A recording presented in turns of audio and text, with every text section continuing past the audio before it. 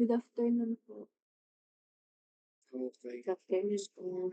Yan, mas maganda mas engage. Katulad kanina sa O3, nag-start na po akong mag-screenshot ng mga nasagot sa comment section. So, nag-open ng mic, kahit yes or no. So, additional points yun. Nag-start na ako. Last Tuesday, sa mga nasagot, nagko-comment, kasama sa additional points po siya. So, pati sana hanggang ngayon, mas engaged tayo. Kahit yan ay comment lang. So, let's start. So, before we dive to our main or the continuation of our topic, FET, who wants to recap? Who wants to take a recap? Sino gusto ang mag-share ng kanyang knowledge, what he learned nung Tuesday's session natin? Hello? Okay, go Karil. By the way, additional points din those person na naka-open ng camera. So, hindi po ito pilitan. Sa so, kasi lahat sila ay naka-open. Kasi hindi na. Go Karil.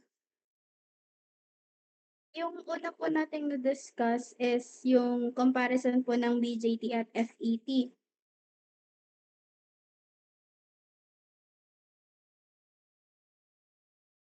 Hello, nawala ka.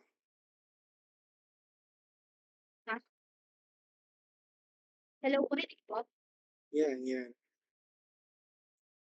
Yung ano po, ulit po, yung pong sa comparison po ng BJT at FET, which is ang BJT po ay current control current source, ang FET po ay voltage control current source. Tapos po ang BJT po is pay-to-play device.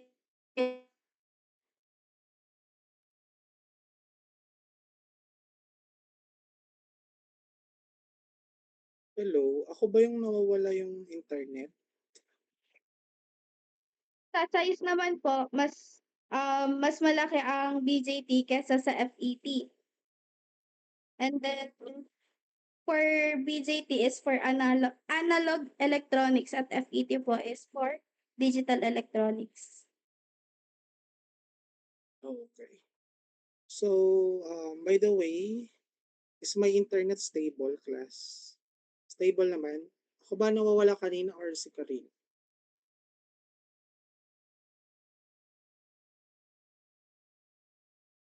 Try send a message, class, in call messages, gamitin nyo, huwag kayong mahiya. Yan. Para mas engage. Yan. Mas maganda, mas madami. Kaya na sa O3, ang daming nasagot eh. So, let's start. I will share my screen. Thank you so much, Karin, for the recap.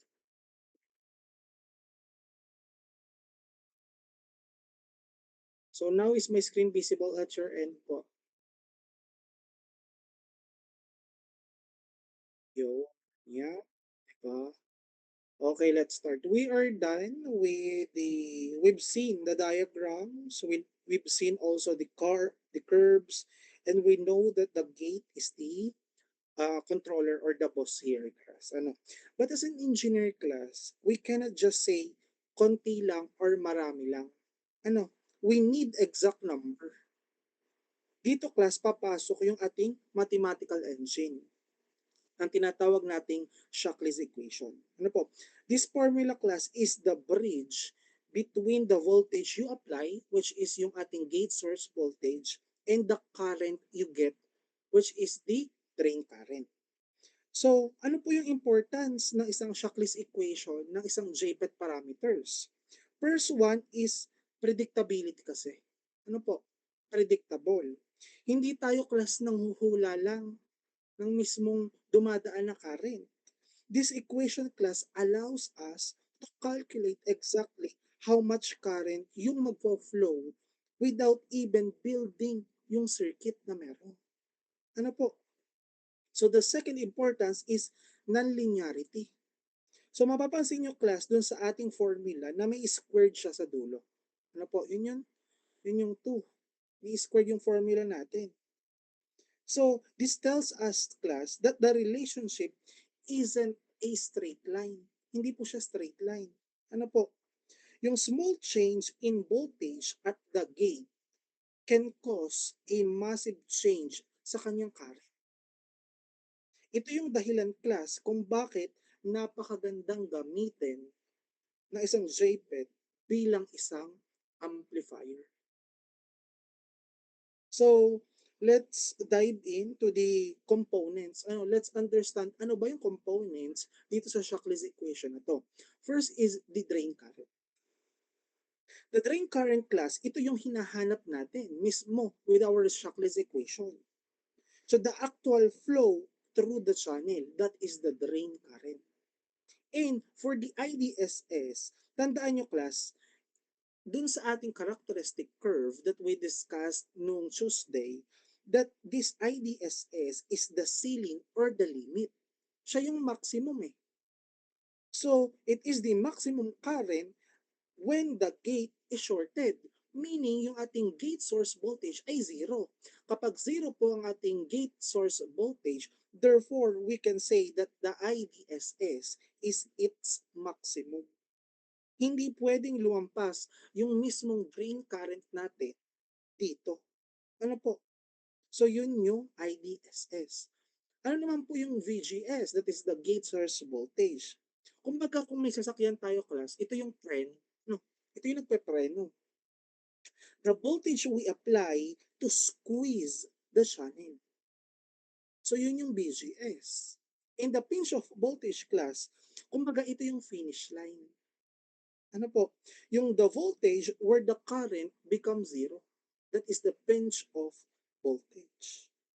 So imagine, class, kunwari, kapag tayo kunwari ay magdi-design ng mga high-end studio light dimmer. Alam niyo naman yun, di ba? Yung light dimmer.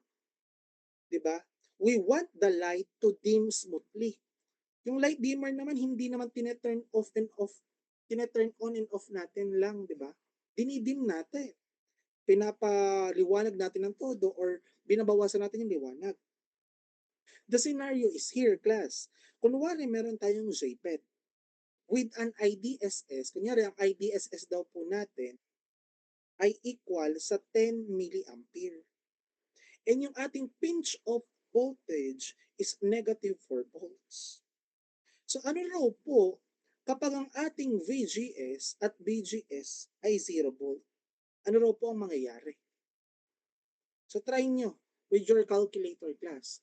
Paano kapag ang BGS natin 0? With our parameter here, ang IDSS 10 milliampere and BP is negative 4 volts. So what is our ID? ID gives us, hello, try to comment your answer. What is our ID here?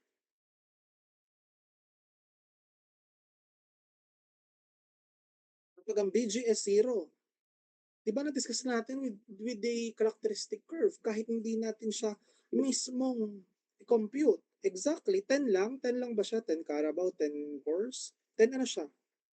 10 milliampere, exactly. Thank you sa mga sumasagot. Very good, very good. Yan, thank you, thank you. So, 10 milliampere, meaning, class, tatandaan nyo, kapag ang BGS natin ay 0, therefore, yung ID ay equal saan? Sa IDSS. Amazing. Ano po? So, at BGS is equal to 0, ibig sabihin, todo yung liwanag niya. Kunyari sa isang light dimmer, todo yung liwanag. The formula gives us 10 milliampere.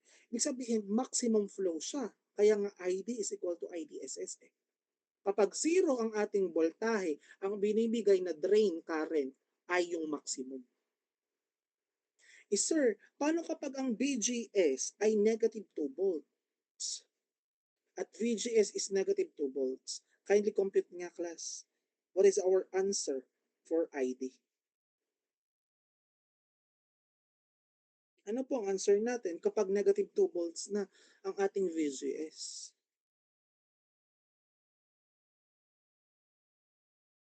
Go, kindly compute. 2.5 milliampere, correct. Ano po, or 0.25. Yeah. 2.5 milliampere. Yan. So meaning, kunwari meron tayong sasakyan, kalahati na yung inapakan mo sa preno. Di ba? So, but because of the squared in the formula class, the current doesn't just drop by half. Hindi siya nangalahati. Ano nangyari? It drops significantly. Ano po? So, yung current natin na 2.5 milliampere, kumbaga, isang maliit na adjustment sa voltahe, therefore, malaki yung nabawas na liwanag. Isipin nyo class, sa pamamagitan ng simpleng formula ng Shockley's equation na to, nakokontrol natin yung bilyong-bilyong electrons gamit yung voltage na meron. So, we are literally programming class the physical behavior of the matter using this equation. Ano po? Hindi naman lang nagko-compute tayo para malaman natin yung current. Inaalam rin natin yung relationship nila sa isa't isa. Paano ba pag ang BGS 0? Ano mangyayari sa current? Therefore, ito yung isa sa example nag-explain sa atin yung characteristic graph. So tatandaan nyo, pag BGS ay 0, therefore, ID is equal to IDSS. Nasa maximum stage siya. So, kung kayo ay nakikinig class, I have 2 questions here. Per slide, meron akong question para mas madali yung matandaan. Ano po? So, the first question, if I make VGS equal sa pinch of voltage, kunwari daw po ang VGS natin ay equal sa pinch of voltage, what will be our drain current? Kunwari, ang value ng VGS ay 1. Ano mangyayari sa ID? Kindly try it. Paano kapag ang BGS ay equal sa BP? 0. Exactly. Yun nga naman, maraming nakikinig. 0.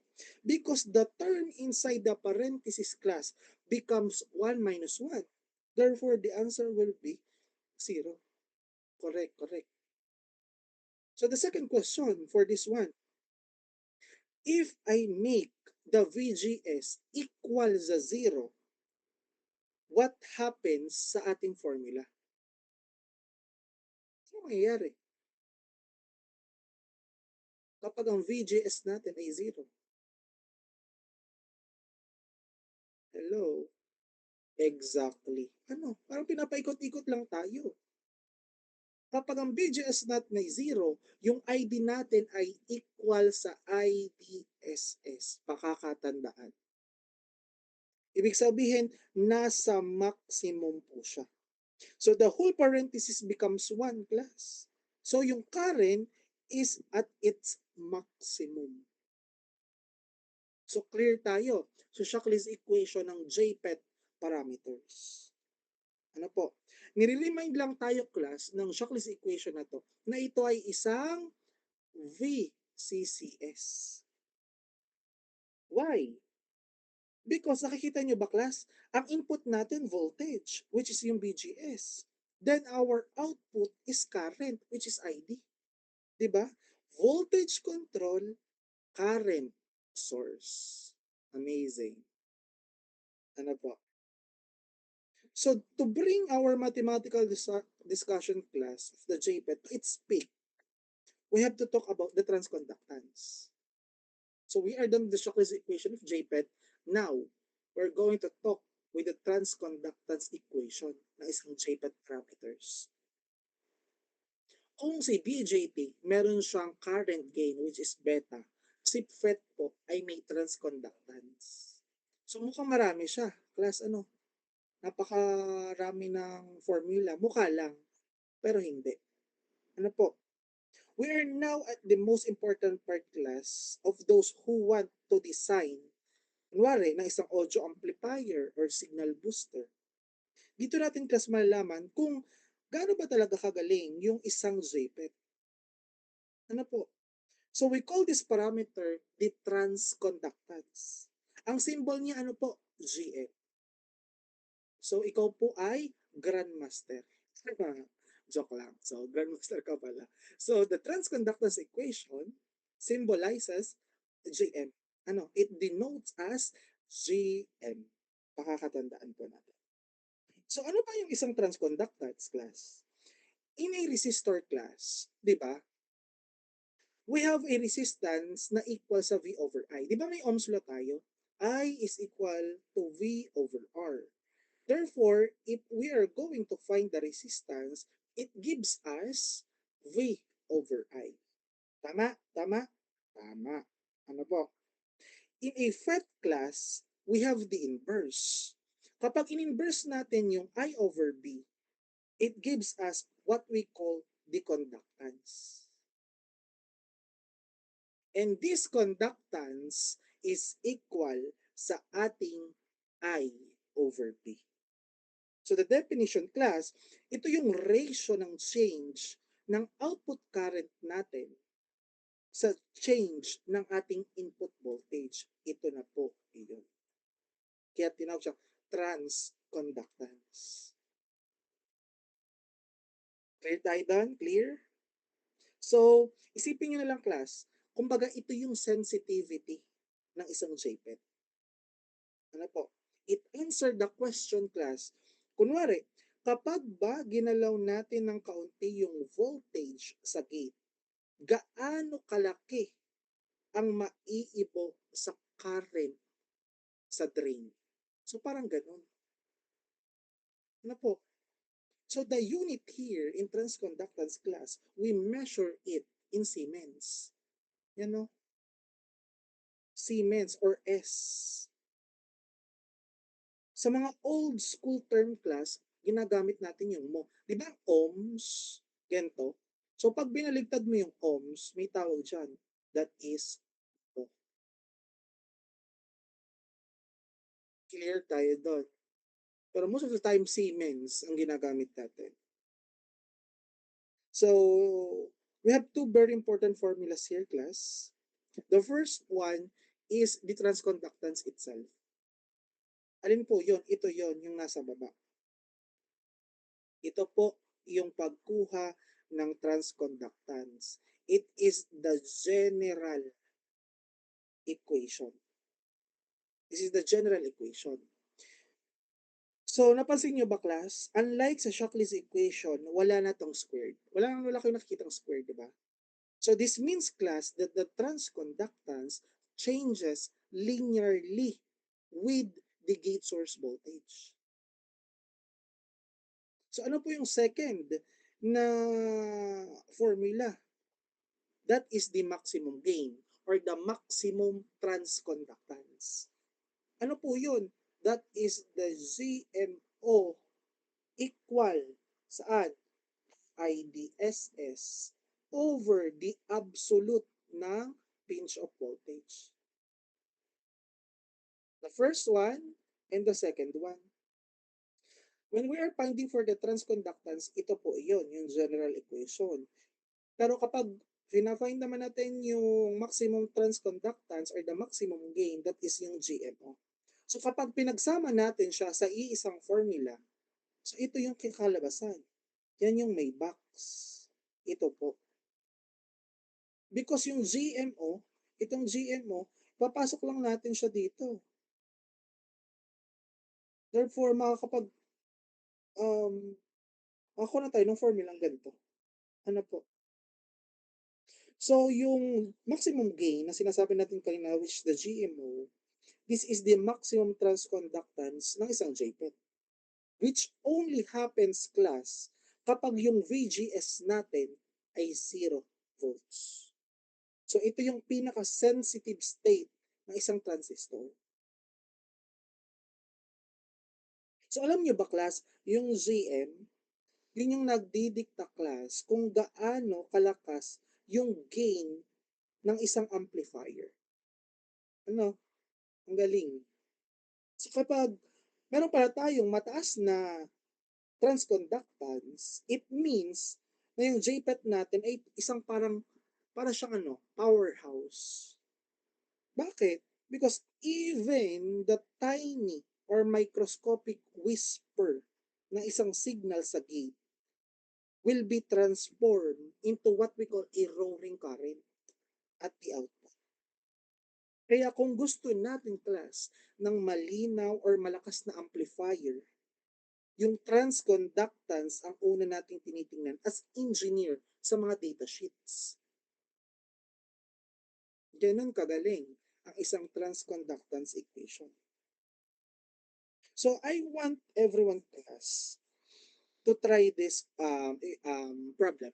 Kunwari, wait lang. Sa Pilipinas. Saan ba kayo? Nandito ako sa sa Myanmar. Mainit din sila dito. Init din. Hindi na naman makalis init. So kunyari, meron tayong problem class. Si sir, kami sir may problem na, dadagdagan nyo pa. So kunwari, may problem tayo class. A certain JPET has a maximum saturation current. Kunyari, meron tayong problem. Meron tayong IDSS.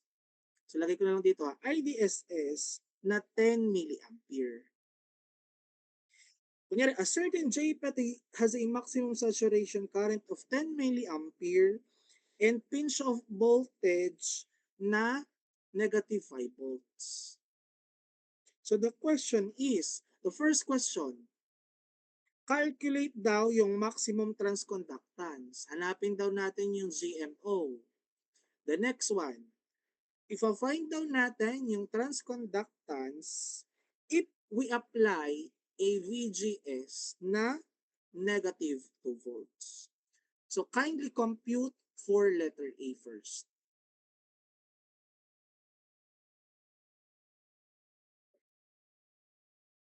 So what should be our answer for letter A? A. So GMO lang ang tinatanong, the maximum transconductance. What will be our answer? This is the peak sensitivity, the GMO. The maximum transconductance.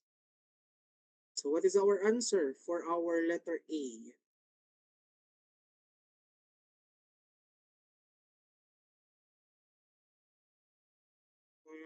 4 milliampere per volts. Diba sabi ko, Siemens ang unit natin. Okay, thank you so much. 4 millisiemens. Correct. Hindi po siya negative ha, because don't forget, when we are finding for the GMO, yung ating pinch of voltage ay naka-absolute value. Kahit negative 5 yung ating BP, therefore, magiging 5 volts pa din siya. How about letter B? What is our answer for letter B? 4 millisiemens or pwedeng 4,000 microsiemens. Pwede rin. 2.4 millisiemens. Correct. Very good, very good. Nice, nice. Ano po? So, kumbaga, dun sa letter A, ibig sabihin, sa bawat isang voltahe daw natin na pagbabago mismo sa gate, magbabago yung current ng 4 milliampere. Tama rin naman yung kaninang unit.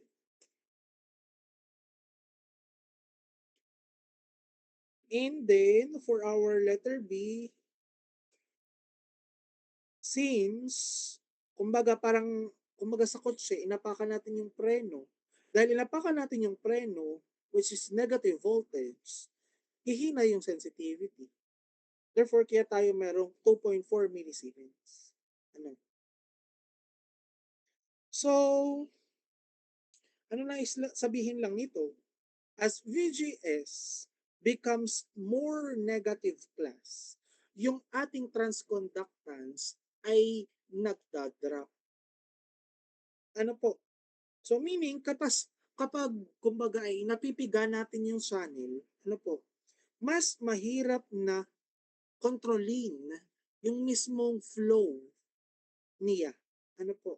So kapag ang BGS ay equal sa pinch of voltage, Therefore, yung ating transconductance ay nagiging zero.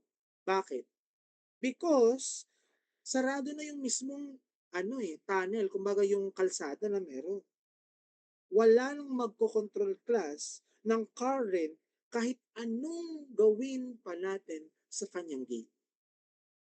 So clear tayo dito class with our transconductance na isang JPET parameter. Hello? Clear? Hello, hello, hello. Yun, clear, clear, clear. So, we are done with the parameters, the Shockley's and transconductance equations sa ating JPET parameter. Now, we will proceed with our metal oxide semiconductor. So, class, let's look at our screen, di ba? We are now looking sa isang MOSFET. Ito yung dahilan, class, kung bakit may mga smartphone kayo ngayon. Ano po? So, if the JPET class is like, manual water bulb, parang ganon. Yung MOSFET class is like a high-speed precision electronic switch na mas maliit pa kaysa sa mga virus. Parang ganon. Ganon siya. So, tingnan niyo yung diagram sa ating right side ng slide. So, unlike sa isang JPET class, yung gate ay physically touching the semiconductor. Sa isang MOSFET class, meron siyang thin layer na tinatawag nating silicon dioxide. Yan yung SO2. Yan. That is what we call the silicon dioxide, which is basically a glass. Ano po? Saan po siya nahahanap? It is located between the gate and the channel. So, kung iisipin natin class, ang gate ng isang MOSFET ay parang naka-gloves. Naka-gloves siya. It never touches the electricity it is controlling. This create class what we call the insulated gate, which is why it also called IGFET. Yan po. So tinatawag din natin siyang IGFET, ang isang metal oxide semiconductor field effect transistor, which is MOSFET. Because it creates class an insulated gate. That is IG, insulated gate, FET. So same siya ng tinatawag nating MOSFET.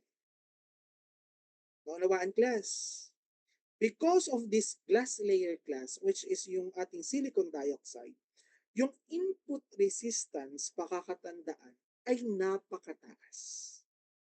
That the gate current is practically zero siya. So, kahit gaano kalaki class, yung voltage sa kabilang side, hindi maab yung signal na meron dito. Ganun siya. So, clear tayo doon. So, before we dive to our next presentation, I want to share a brief history regarding MOSFET. Alam naman natin, class, it start with 1950s. Doon nag-start yung breakthrough niya. Di ba yung BJT class was ruling around 1950s? Di ba? Di ba na-share ko sa inyo last time, si Muhammad Atala at si Dawon Camp at Bell Labs, they are successfully created the first working MOSFET. So, pero bago na-create yung MOSFET class, may struggle at that time. Before nung 1959 class, yung glass layer na silicon dioxide rather, was too messy and unstable at that time. Ano po? Kumbaga, hindi nila ma-perfect class yung paggawa ng glass sa ibabaw ng silicon. Pero the revolution came once they mastered this, yung MOSFET became the most manufactured device in human history. Ang galing. Yes naman. So isipin nyo class, bilyon-bilyon ang ginagawa araw-araw. Ganon kadami ang paggawa or ginagawa yung isang MOSFET. It is the most, widely produced object ever made by humans. Di ba?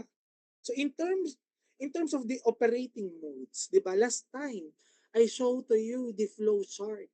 So yung family tree ng isang FET, di ba? Kung babalikan natin yung classification ng flow chart ng isang MOSFET, di ba meron siyang depletion and enhancement. Sa isang depletion mode, di ba normally on siya. So even with zero gate voltage, yung current magfo-flow. We have to apply voltage para ma-turn off lang yung isang device. And kapag enhancement mode class, yung E-MOSFET, ito yung pinaka-importante class eh. Because it is normally off. It only turns on class when we give a voltage or kick off a voltage. Sabihin kunyari, meron kayong laptop. Kapag hindi naman kayo nagkiklik dyan or nagkiklik ng mouse nyo, matik ang ginagamit dyan, E-MOSFET. Ibig sabihin, hindi siya makakapag-consume ng lot of power. Because wala ka namang ginagawa eh, naka-standby lang yan. Ganon kagaling ang E-MOSFET. Ganon siya kagaling kaysa sa inyo. Joke lang. So, for example, ito yung inside sa ating mga computer CPUs. Ginagamitan natin siya ng E-MOSFET. Ano? Sabihin, when we aren't doing anything, they stay off and it consume zero power. Kaya hindi nauubos agad kalas yung battery ng laptop natin kapag naka-standby lang. That is the power of metal oxide semiconductor field effect transistor. Ano po? So clear tayo sa isang the introductory. We are done with the JPET eh. Ngayon we are discussing the MOSFET. Okay. So, before we proceed, I have two questions also. Kung naiintindihan nyo ba ang isang MOSFET? Ano? In the name ng isang MOSFET, what does the O stand for? Hello? Ano ba yung O? Ako, tutuklawin na kayo. Ano? Oxide. Exactly. Ano? Oxide or what we call the silicon dioxide. It acts as an insulator. Ano po? That allows yung gate para makontrol niya yung channel without current flow. Exactly. So the second question. Kunwari class, gusto nating gumawa ng isang switch. Ano po? Switch siya na hindi siya nagko-consume ng current kapag ginagamit. So ano ba yung gagamitin natin? JPET or enhancement mode MOSFET? Exactly. E-MOSFET. Ano? So yun, naunawaan. Okay. So let's proceed to our next slide. Okay, correct. So meaning, to wrap everything's up class, yung JPET, simple siya and low noise. So yung MOSFET naman, ginagamit siya mga digital logic, power efficiency, because maliit yung layer ng glass, which is yung insulated na meron. Ano po sa kanya? So, natutuwa lang ako, napakagaling ng paggawa ng isang MOSFET. Ano po? Yung manipis na layer ng salamin, yun lang yung naghihiwalay class sa atin. Ano? Sa atin mula dun sa analog pass na meron, papunta ngayon sa digital na meron. Ano? So ang galing. Glass lang from the analog to digital world. Amazing. Ano? So now, class, let's look at this diagram. We are now discussing the DMOSFET. So, di ba dalawa sila? DMOSFET and E-MOSFET. So, kanina, introductory mismo ng MOSFET. Ngayon, i-dissect natin. Start tayo sa DMOSFET. So, um, tinatawag din class itong DMOSFET as a hybrid. Why? Because it can operate class in both depletion mode, like a JPET, and enhancement mode, like a MOSFET. Ano? So, tingnan natin yung physical structure niya. Yan, nasa screen niya. Nasa screen natin. Ano? Unlike the enhancement mode MOSFET class, which starts off state, yung D-MOSFET class has a physical channel. Tatandaan nyo, yung D-MOSFET ay may physical channel. It already manufactured between saan? Sa source at saka sa drain. Kumbaga, may tunnel na agad siya, may kalsada na agad siya na pwedeng daluyan ng mga kuryente, kahit wala pa siyang ginagawa. So yung insulated gate, di ba nakikita nyo? That is the metal oxide layer. Just yung tinalakay ko earlier, yung gate ay totally separated sa channel by the glass layer. This give the nearly infinite input resistance. Infinite po ang kanyang input resistance. So tingnan nyo naman class, yung symbol sa kanan natin. The solid vertical line. Diba napansin nyo? Yung line connecting the drain and source, solid siya. Solid yung line. Sa schematic language niya class, yung solid line means meron siyang physical connection. So nag-exist yung physical connection niya. Meaning, it is normally on. Normally on yung device. So yung gap, there is a small gap between the gate and the solid line. Yan class yung nagre-represent ng ating oxide layer. It tells us as an engineer na ito ay isang FET. Hindi po siya BJT. Nagkakaunawaan po tayo. So the most interesting part class here is yung D-MOSFET two-way valve. Kunyari, pag negative VGS, tatandaan nyo, kapag negative VGS, if we apply a negative voltage, pinupush natin yung electrons palabas sa channel. Kumbaga, pinapakitid natin yung kalsada. Kaya tinatawag siyang depletion mode. Diba? Kapag naman positive po yung BGS, but because of the oxide layer class, we can also apply a positive voltage here. Instead na ma-destroy yung device class, it attracts more electrons sa mismong channel niya, making it even wider. Kumbaga, lalong lumuluwag yung tunnel or yung kalsada niya. Kaya nga tinatawag siyang enhancement mode. Nagkakaunawaan po tayo doon. So ito lang class yung tanging transistor na pwedeng maging, kumbaga ay sasakyan, kaya niyang magpreno at kaya niyang apakan yung gas ng sabay sa isang component lang. Yan yung depletion at saka enhancement. Ang galing. Ano po? Kunwari class, sa isang real world example. Ano ba? Ano ba ang real world example? Nga rin, nasa industry kayo. And imagine class, merong isang safety system sa isang factory. Nga rin, nasa factory kayo nag-work. May isang safety system. Kung gusto nyo class na i-alarm to be normally ang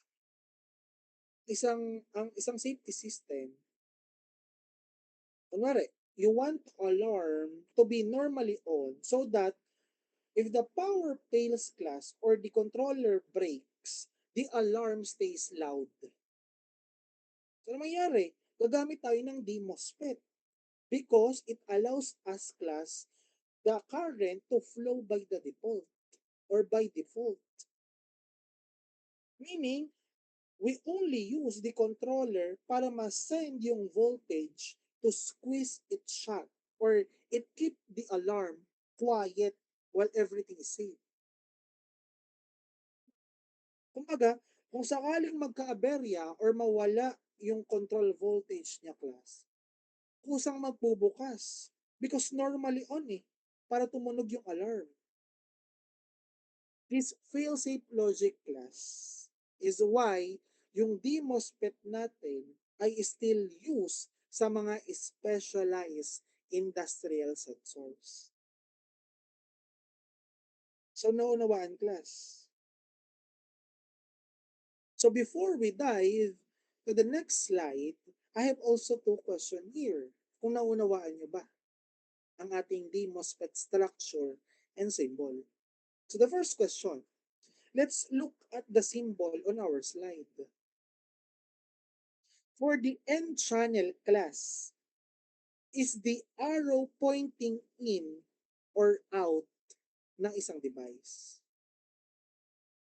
For the N-channel, is the arrow pointing in or out? Are you sure? Sure ka ba na pointing in? Or sure ka ba na pointing out? Sure. Exactly. Ano? Tatandaan, class, kapag N-channel, pointing in. Kaya nga, sa Bisaya ba, in channel, sabihin pointing in. Di ba? May natutunan kayo. Pointing in channel. So, sabihin, pag P, pointing out, palabas. Ano po? So, the second question, if I have a DMOSFET class and I want to make the current higher, gusto ko raw pataasin yung current, then its default IDSS. Should I apply positive or negative voltage sa gate? Class DMOSFET and gusto kong pataasin yung current. Mas mataas sa IDSS. Common sense. Ano pong gagawin ko? Magkakaroon or mag-apply ba ako ng positive voltage sa gate or negative voltage sa gate? I want to make the current higher. Sure ka ba? Positive. Kung alam mo, galing, ang galing. Correct, positive po ang i-apply natin sa gate. To enter what we call the enhancement mode. Yun nga naman. Naunawaan nga naman. Very good, very good.